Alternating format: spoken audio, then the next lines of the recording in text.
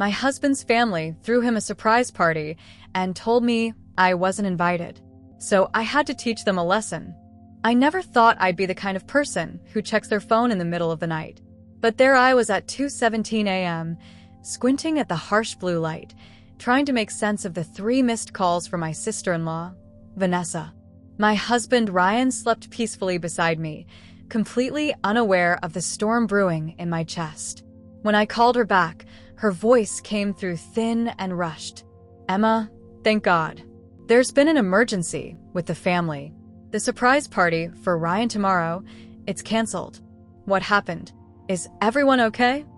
I sat up straight, my heart hammering. "I can't get into it right now," Vanessa said. "Just don't mention anything to Ryan about the party. We don't want him disappointed. I'll call you tomorrow with details." "Wait, can I do anything to help?" I was already mentally rearranging my schedule, thinking of how to support whatever crisis had emerged. "No. Just stay put. We're handling it." There was an edge to her voice I couldn't quite place. "I need to make other calls. Sorry to wake you." The line went dead before I could ask any more questions. I stared at my phone, a sense of unease creeping through me. In the 5 years I'd been married to Ryan, I'd never been particularly close with his family. The Caldwells were a tight-knit clan, suspicious of outsiders, and despite half a decade of Christmas dinners and summer barbecues, I sometimes felt I was still auditioning for the role of Ryan's wife in their eyes. I glanced at my husband, dark hair tousled against the pillow, face relaxed in sleep. His 35th birthday was tomorrow. I had helped Vanessa plan the surprise party for weeks, sending invitations, coordinating with the caterer, even creating a detailed playlist of Ryan's favorite songs. And now, some mysterious emergency had derailed everything. Sleep eluded me for the rest of the night. I scrolled through my contacts, wondering if I should reach out to Ryan's parents or his brother Michael. But what would I say? Vanessa had been frustratingly vague, and disturbing them in the middle of the night over what might be an intensely private family matter felt inappropriate. So I waited, and worried, and somehow, despite my racing thoughts, I must have drifted off, because the next thing I knew, sunlight was streaming through our bedroom curtains. I reached for Ryan, but his side of the bed was empty. Following the scent of coffee downstairs, I found him in our kitchen, humming quietly as he poured himself a cup. When he saw me, his face broke into a wide smile that immediately made my stomach twist with guilt. I had no idea what crisis his family was facing, and here I was, keeping secrets from the man I loved on his birthday. "Morning, sleepyhead," he said, crossing the kitchen to plant a kiss on my forehead. "You were out cold. Didn't even hear me get up." "Happy birthday," I managed, forcing a smile. "Sorry I didn't wake up earlier to make you breakfast." Ryan's eyes sparkled with something I couldn't quite read. "It's fine. I'm still full from last night anyway." "Last night?" I echoed, confusion momentarily displacing my concern. He laughed, setting his coffee down. "You don't have to keep pretending. I know you hate lying, even for a good cause." My mouth went dry. Pretending about what? Ryan tilted his head, studying me. For a heartbeat, I thought I saw uncertainty flicker across his face, but then he broke into another smile. "The party, Emma. The surprise party. It was amazing. I just wanted to say thank you." The room seemed to tilt slightly. I gripped the kitchen counter to steady myself. "The party?" "Yes, the surprise party." Ryan's voice softened with emotion. "Honestly, it was one of the best nights of my life. Having everyone there, all the thought you all put into it." He shook his head, seemingly overcome. "I don't deserve you." I felt the blood drain from my face. The party had happened. The party Vanessa had explicitly told me was canceled due to an emergency. The party I had helped plan for weeks but somehow hadn't attended. "I'm glad you had a good time," I said weakly, my mind racing to make sense of what was happening. Had I misheard Vanessa? Had there been some catastrophic miscommunication? I was worried you might have suspected something. Ryan laughed again, wrapping his arms around me. "Not a clue. Though I did wonder why you were so insistent about me going to help Michael with his car troubles. Pretty clever diversion." I hadn't suggested any such thing. I hadn't even known Michael was having car problems. "Let me get you more coffee," I said, desperate for a moment to collect my thoughts. As I turned to the coffee pot, Ryan's phone chimed with an incoming message. "Speaking of the party," he said, checking his screen, "Michael just sent some photos. Want to see?" Before I could respond, Ryan had turned his phone toward me. And there they were, dozens of images of a celebration I'd helped plan but never attended. Ryan blowing out candles on a cake I'd specially ordered. Ryan surrounded by his beaming family. Ryan opening presents, including ones with my name on the gift tags. Everyone looked so happy, so complete. A family united in celebration. Everyone except me. "What do you think of this one?" Ryan asked, swiping to a group photo that made my heart stop. His entire family, parents, siblings, cousins, even some friends I recognized, all gathered around him in a perfect family portrait. Each face familiar. Each person exactly where they belonged. And me, nowhere to be found. "Beautiful," I whispered, struggling to keep my voice steady as my world began to splinter around me. It looks like it was perfect. What had happened last night? Why had Vanessa called to tell me the party was canceled? And how could Ryan not find it strange that his own wife wasn't at his surprise birthday party? As he scrolled through more photos, each one a fresh knife to my chest, one thought crystallized in my mind with devastating clarity.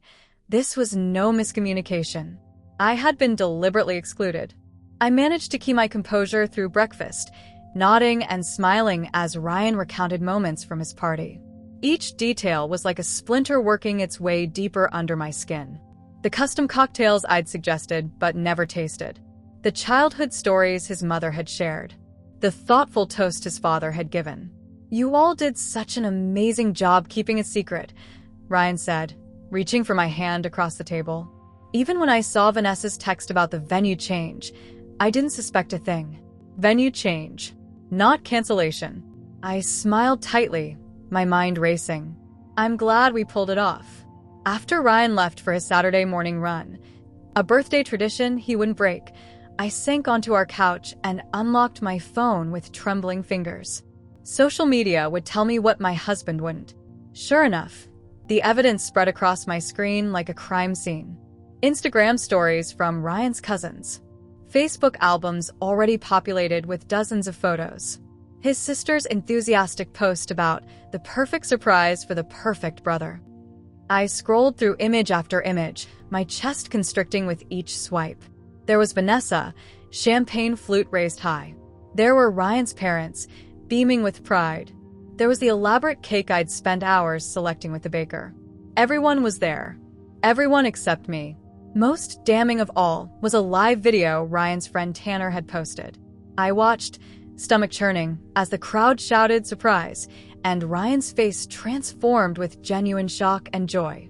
The camera panned across the room, capturing every reaction, every embrace. At no point did Ryan look around and ask, "Where's Emma?" It hadn't even occurred to him that I was missing. I closed the app and stared at my reflection in the darkened screen. How had this happened? More importantly, why? I dialed Vanessa's number, rehearsing what I'd say when she answered. She didn't pick up. Instead, a text message appeared almost immediately. "Can't talk right now. Still cleaning up from last night. Coffee tomorrow?" My fingers hovered over the keyboard. I wanted to demand answers now, to unleash the confusion and hurt building inside me. Instead, I typed, "Sure. We need to talk about the emergency." 3 dots appeared, disappeared, then reappeared. Finally, "Definitely a misunderstanding. We'll explain tomorrow." Misunderstanding. The word felt deliberately inadequate, like calling a hurricane a light breeze. I tossed my phone aside and paced our living room, trying to make sense of the situation. Had I done something to offend the Caldwells so deeply that they'd orchestrate this elaborate exclusion? Was this some kind of test? Or worse, was this how they'd always seen me, as someone so peripheral to their family that my absence wouldn't even be questioned? When Ryan returned from his run, flushed and energized, I composed myself enough to suggest lunch at his favorite bistro. I needed to observe him, to see if he'd reveal anything in a more relaxed setting. Throughout the meal, he continued recounting party highlights, seemingly oblivious to the contradiction of thanking me for an event I hadn't attended. "Your mother's speech was really touching," I said carefully, watching his face. "Wasn't it? I almost lost it when she brought up that camping trip from when I was 10. Ryan smiled, cutting into his sandwich. "You know how she usually keeps her emotions locked down." I nodded, filing away another confirmation. This wasn't a collective hallucination. The party had happened. Without me. And did Michael bring Stephanie? I asked, referring to his brother's new girlfriend, someone I'd only heard about but never met. "Yeah, she seems great. Smart, funny, you two would get along." He paused, brow furrowing slightly. "Wait, didn't you talk to her?" My heart skipped. Here it was, the crack in the facade. I held my breath, waiting for realization to dawn on him. Instead, he shook his head and continued eating. "Sorry, I think I'm mixing up conversations from last night. There were so many people." By Sunday afternoon, my subtle questioning had yielded nothing but more confusion. Ryan clearly believed I'd been there, or at least believed I'd been involved in planning a party I didn't attend. I needed direct answers. I called Ryan's cousin Eliza, the family member I'd always felt most comfortable with. She answered on the fourth ring, her voice wary. "Emma, hi. How's Ryan enjoying his birthday weekend?" "He loved the party," I said, keeping my tone light. "I wish I could have been there." A beat of silence. "What do you mean?" "Vanessa called me Friday night saying there was an emergency and the party was canceled. Yet somehow it happened anyway." Another pause, longer this time. "Oh, that's odd. I don't know anything about an emergency. Maybe you should talk to Vanessa?" "I'm trying to, but she's avoiding me." "Eliza, please. What's going on?" Her voice lowered. "Look, I don't want to get involved in whatever this is, but there have been concerns for a while about how you fit in with the family." The confirmation stung worse than I'd expected. So, they deliberately excluded me from my husband's birthday party and somehow convinced him I was involved. "I don't know the details," Eliza said hurriedly, "but maybe take this as an opportunity to reflect on why they might feel that way." The conversation ended shortly after, leaving me even more unsettled. One by one, I reached out to other family members. Some didn't respond. Others offered vague, evasive answers. Ryan's friend Tanner simply texted, "Not my business, talk to the family." By the time Ryan returned from his afternoon golf game, another birthday tradition, I'd pieced together enough to know this was no misunderstanding. This was calculated, deliberate. As I watched him move around our kitchen, humming happily, I realized I was living in two different realities. In his, I had been part of a perfect celebration.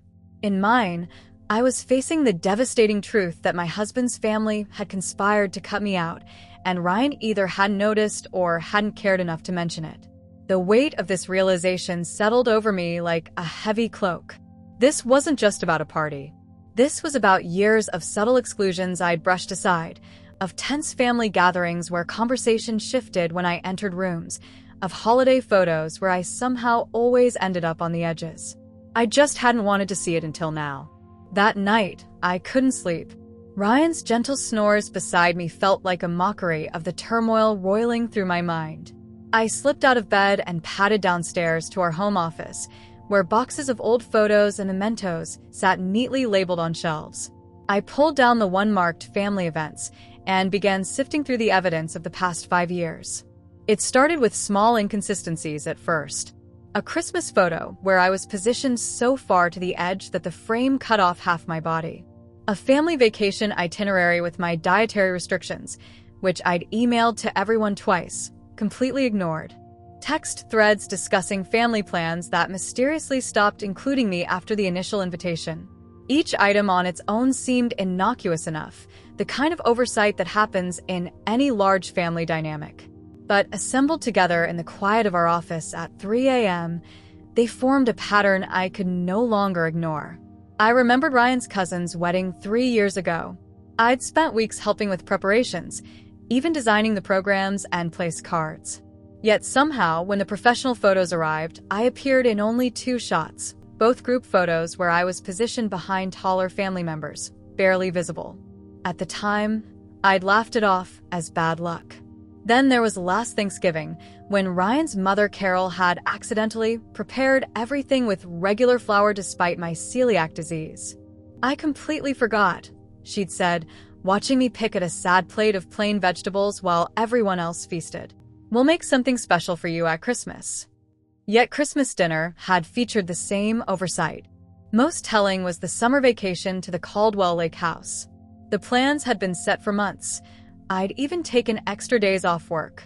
Then, 3 days before departure, Carol had called to explain they'd changed locations to a smaller cabin that unfortunately couldn't accommodate everyone. Maybe next year. I'd stayed home alone while Ryan spent a week with his family, returning with stories and inside jokes I wasn't part of. It's just how my family is, Ryan would say whenever I expressed feeling excluded. They're not great with outsiders. Give them time. 5 years, apparently, wasn't enough time. By dawn, I'd compiled a small but damning collection of evidence that the party was just the most blatant in a long series of calculated exclusions. I tucked everything back into the box as Ryan's alarm went off upstairs. Over breakfast, I watched him scrolling through more party photos, occasionally turning his phone to show me particularly good ones. In each, his family looked perfectly content in my absence. Ryan, I said finally, setting down my coffee cup. We need to talk about something. He looked up, still smiling. What's up? The party. Your surprise party. I know I keep talking about it, he said, looking sheepish. It was just really special. I wasn't there, I said simply. His expression shifted from confusion to concern. What do you mean? Of course you were. No, Ryan. I wasn't. Your sister called me Friday night claiming there was a family emergency and the party was canceled. I spent the night here, worried sick, while you were celebrating with everyone else. Ryan's face went through a complex series of emotions, disbelief, confusion, then something like defensiveness. That doesn't make any sense. Why would Vanessa do that? That's what I've been trying to figure out. But it's not just the party, is it?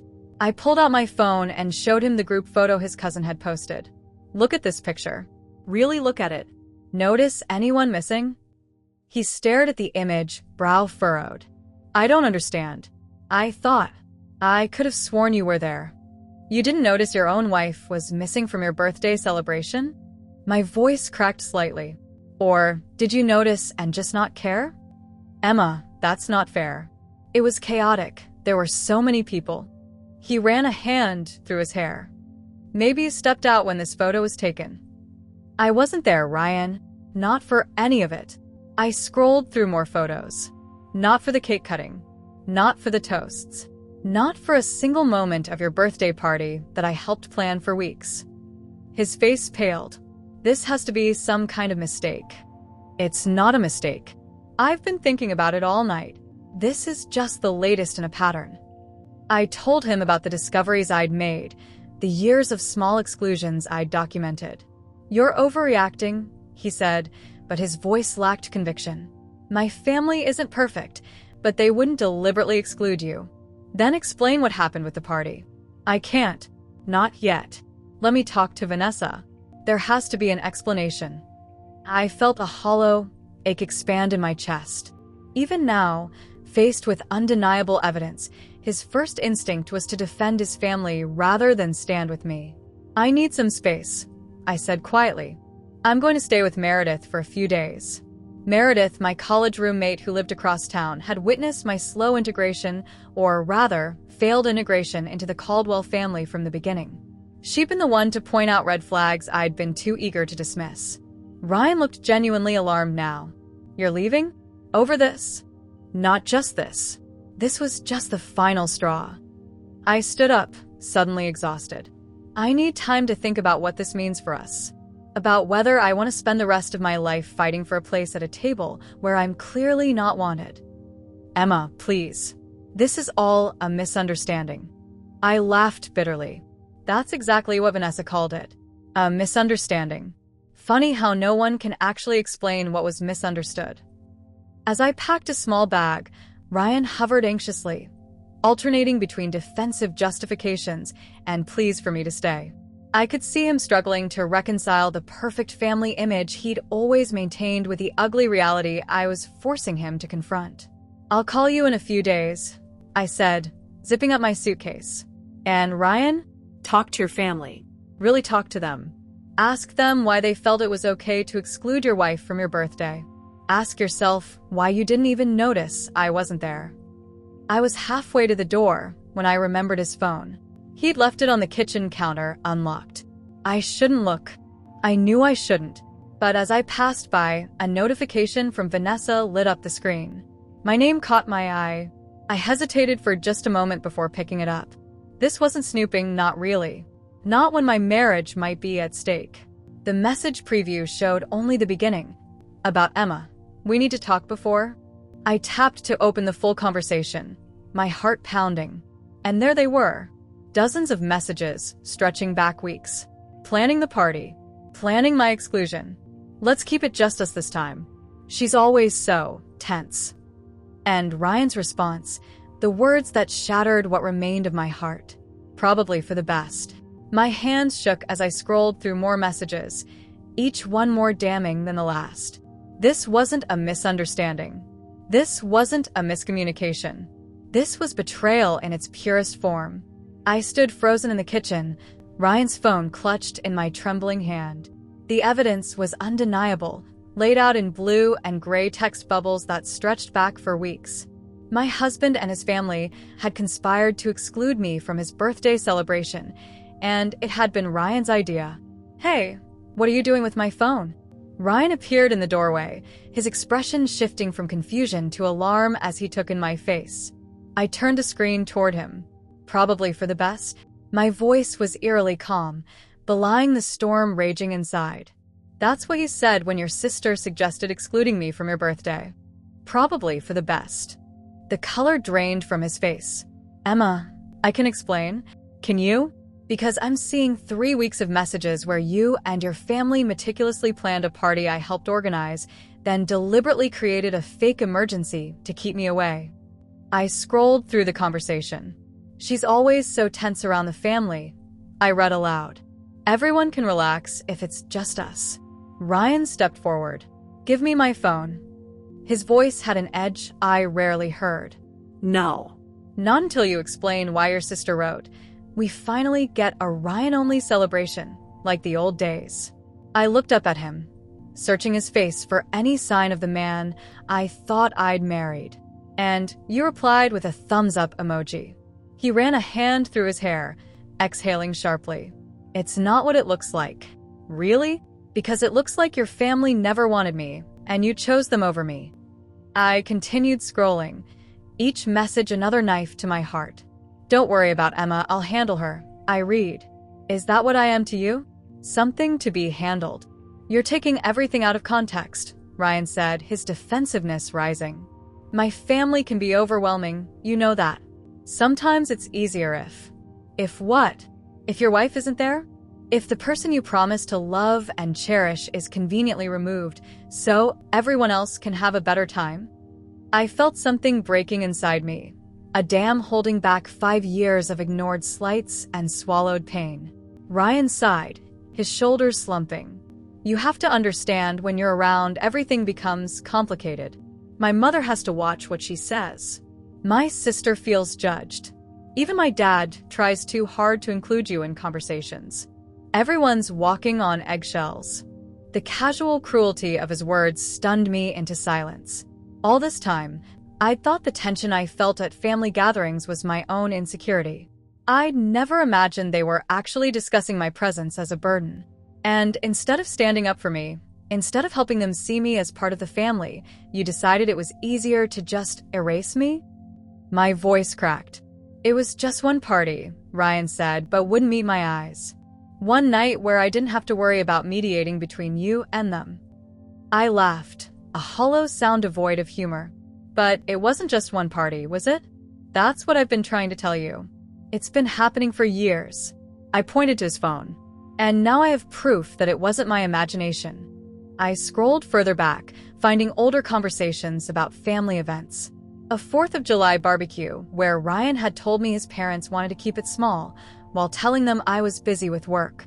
A Christmas Eve dinner where I'd been invited as an afterthought, only to arrive and find the table set for exactly the number of people present, no room having been left for me until Ryan awkwardly asked his mother to add another place setting. As I read, something cold and clarifying settled over me. I wasn't just angry anymore. I was done. Methodically, I began taking screenshots, sending each damning conversation to my own phone. "What are you doing?" Ryan asked, alarm creeping into his voice. "Collecting evidence," I said simply. "So the next time you or your family tries to gaslight me into believing I'm the problem, I'll have proof." "This is private." He lunged for the phone, but I stepped back. So was my marriage, or so I thought. I finished sending the last screenshot and tossed his phone onto the counter. "It's all yours now." "Emma, please." Ryan's voice softened, taking on the conciliatory tone he used when we argued. "Let's talk about this rationally." Yes, the party situation was handled poorly, but... Poorly? I interrupted. "You conspired with your family to exclude me from your life. You lied to my face. You made me question my own perceptions for years. That's not handled poorly. That's emotional abuse." The word hung between us like a physical presence. Ryan flinched. "That's not fair," he said quietly. "I was trying to keep the peace. At my expense." I picked up my suitcase again. And you know what the worst part is? I would have understood if you'd just been honest. If you'd said, "Hey, my family's struggling to connect with you. Can we work on this together?" I would have tried harder. I would have given them space sometimes. But instead, you all decided I was the problem to be solved, the outsider to be managed. Ryan's expression shifted, a flicker of genuine remorse crossing his features. "I never meant to hurt you. That almost makes it worse." I felt suddenly exhausted, the adrenaline draining away. "Because it means you didn't even consider my feelings important enough to factor into your decisions." I called my brother, David, while Ryan watched in silence. Unlike the Caldwells, my small family had welcomed Ryan without reservation, treating him like one of their own from the beginning. "Can you come get me?" asked when David answered. "I need somewhere to stay for a while. I'll be there in 20, he replied without hesitation. As I waited, Ryan made increasingly desperate attempts to explain, to justify, to reframe what I discovered. The messages didn't mean what I thought. His family just needed time. He'd make it up to me.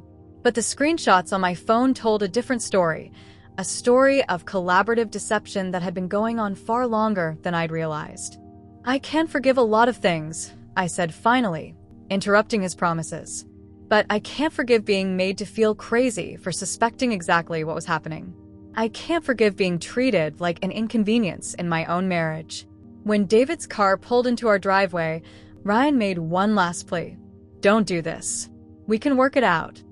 I looked at him, really looked at him, and saw not the man I'd fallen in love with, but a stranger who had allowed his family to systematically exclude his wife while pretending everything was fine. "I need space to think," I said, opening the door. "And you need to decide who you're actually married to, me or your family." As David drove away, I glanced back to see Ryan standing in our doorway, looking lost. For a moment, I almost felt sorry for him.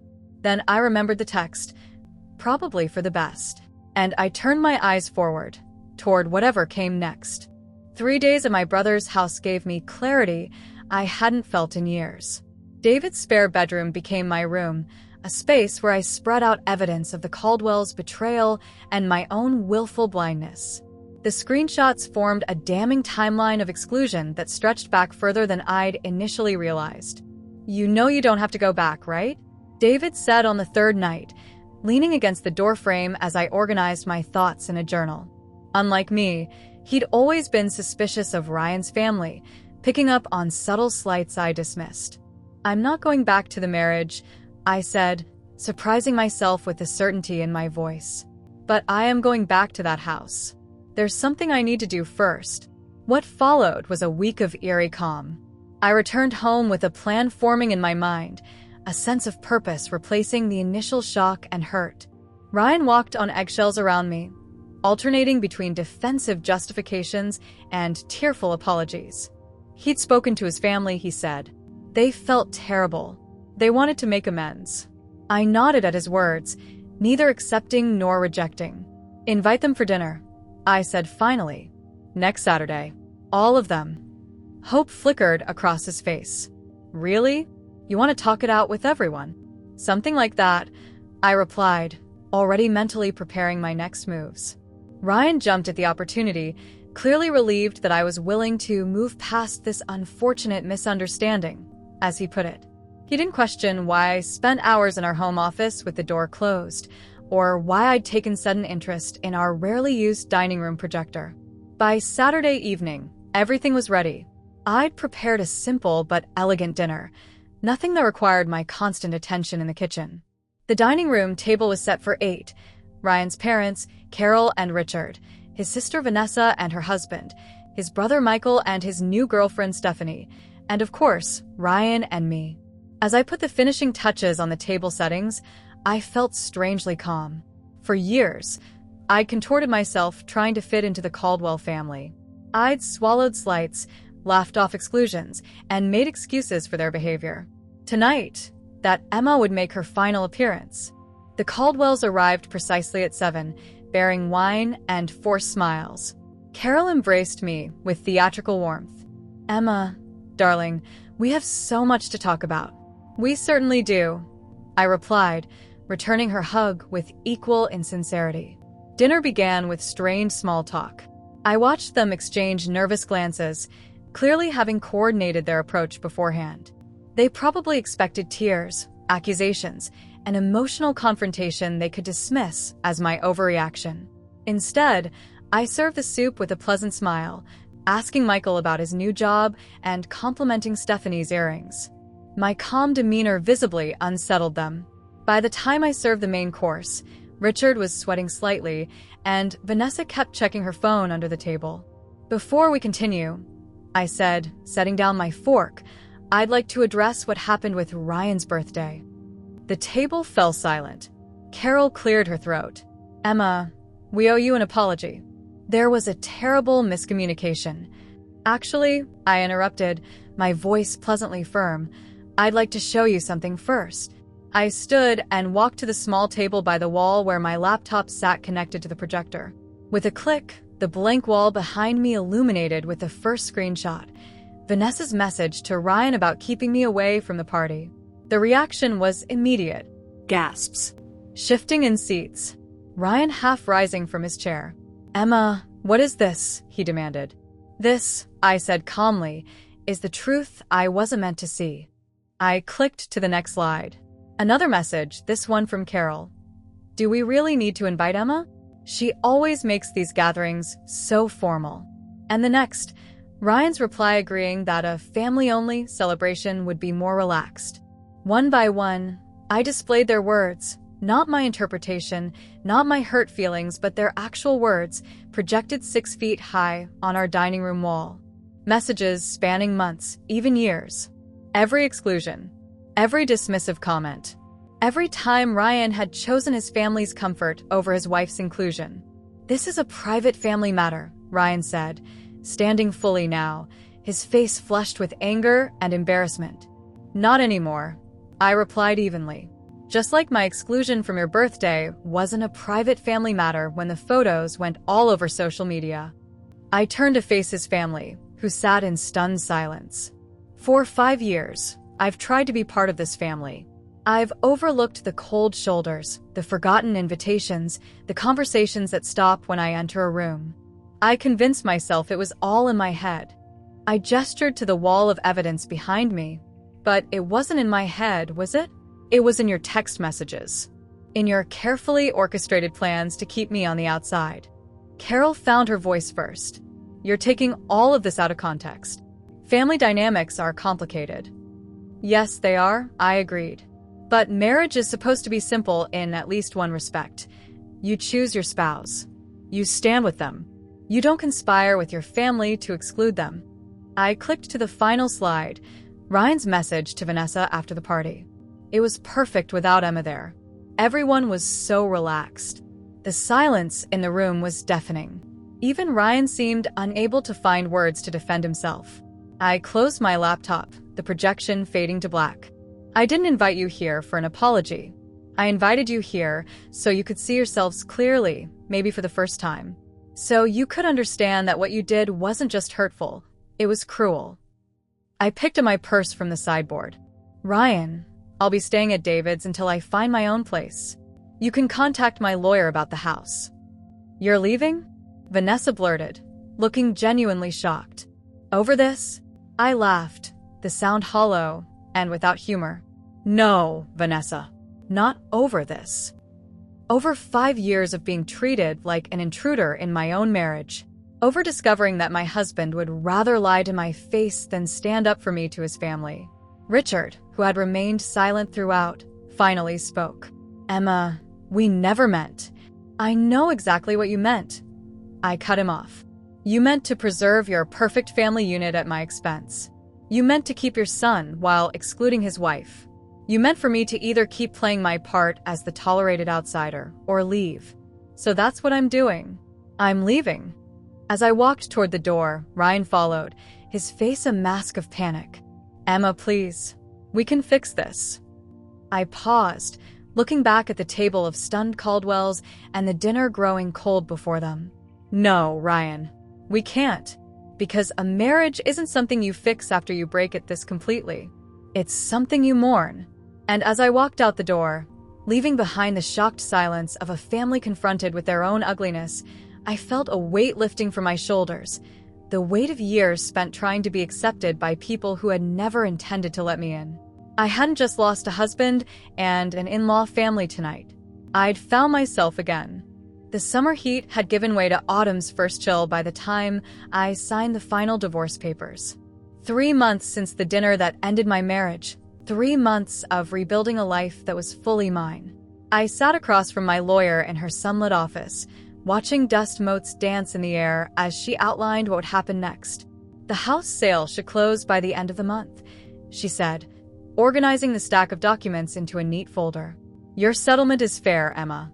More than fair, considering the circumstances. I nodded, running my thumb over the smooth gold band I still hadn't removed. It's not about the money. It never is, she replied with the wisdom of someone who'd witnessed hundreds of marriages dissolve. But it helps you start over. Starting over. Such a simple phrase for the complex process of untangling 5 years of shared life. I'd moved from David's spare room to a small apartment overlooking the park, painted the walls colors Ryan would have hated, adopted a cat that slept on my chest each night. Small steps toward a life defined by my choices alone. Ryan had called every day at first. Voice messages that evolved from angry accusations to tearful pleas, and finally, to resigned acceptance. I'd answered occasionally. Our conversations strained, but necessary to navigate the practical aspects of separation. His family had tried reaching out too in their way.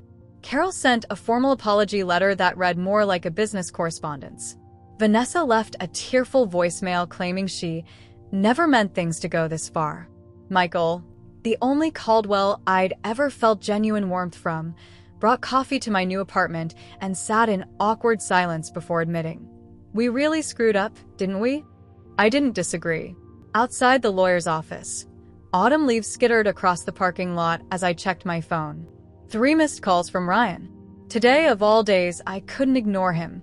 I returned the call, steeling myself. It's done, I said when he answered. His exhale was audible. I still think we could have worked through this. Ryan, we both know that's not true. I leaned against my car, watching clouds gather overhead. Your family would never have truly accepted me, and you would never have truly stood up to them. They've changed, he insisted. The past 3 months have been a wake-up call for everyone. Mom asks about you. Vanessa says she misses your perspective on things. I laughed softly, without bitterness. It's interesting how people suddenly value what they've lost. Including me, Ryan said quietly.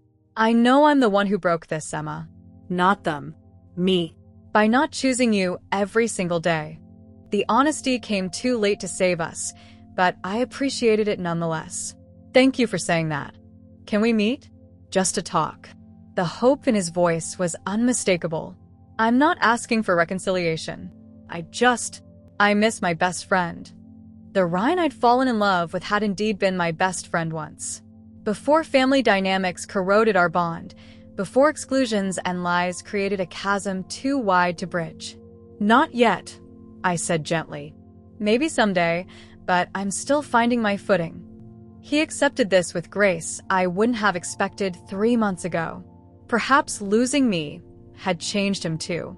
That evening, I hosted a small gathering in my new apartment, the first time I'd entertained since the separation. Meredith brought wine. David and his wife brought dessert. My colleagues from the architectural firm where I'd recently received a promotion brought housewarming gifts. We laughed and talked, the space filling with the warm buzz of people who genuinely enjoyed each other's company. As conversation flowed around me, I found myself watching from a slight distance, struck by the realization that none of these relationships required me to shrink myself or apologize for taking up space.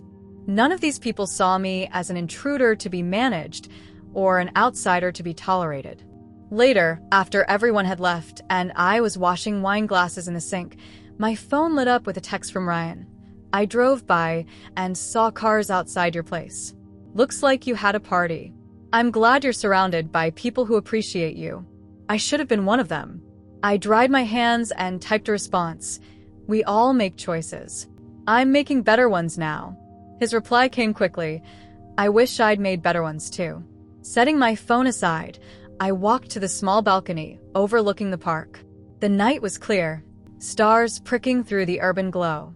In another life, I might have been hosting the Caldwells for dinner tonight, still performing the exhausting role of the eager-to-please daughter-in-law, still pretending not to notice the glances exchanged over my head. Instead, I stood alone but undiminished, no longer contorting myself to fit into spaces too small for my spirit. The truth was, divorce wasn't the failure I'd been raised to fear. Sometimes, it was the first step toward honoring yourself. Sometimes, walking away was an act of self-preservation, not surrender. The irony wasn't lost on me. The lie that had initially broken my heart, Vanessa's fake emergency, had ultimately freed me from a family that never intended to embrace me fully. Their exclusion had backfired, pushing me toward inclusion in my own life. My phone vibrated again. Another text from Ryan. Mom's birthday dinner is next weekend. Everyone keeps saying how strange it feels that you won't be there. I smiled faintly at the screen. The absence they'll notice is the one they created. I didn't wait for his response. Instead, I turned off my phone, poured myself a glass of wine, and settled onto the couch with my cat purring contentedly beside me. Tomorrow would bring new spaces to design at work, new friendships to nurture, new parts of myself to rediscover. The Caldwells had excluded me from one celebration, one family portrait, one moment of togetherness. And now, they were excluded from the rest of my life.